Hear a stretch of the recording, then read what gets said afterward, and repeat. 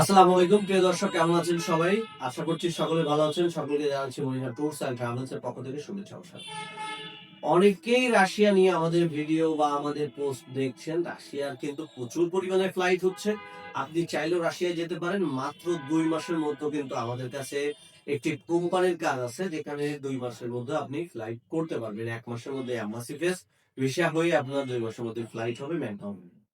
তো রাশিয়ার যে কাজটা নিয়ে কথা বলছি সেই কাজটা রাশিয়ার যে কাজটা নিয়ে কথা বলছি সেই কাজটা হচ্ছে ফ্যাক্টরি ওয়ার্কার আর ওয়্যার হাউস হেল্পার। এখানে ৬০০ থেকে ৭০০ ইউএস ডলার বেতন হবে।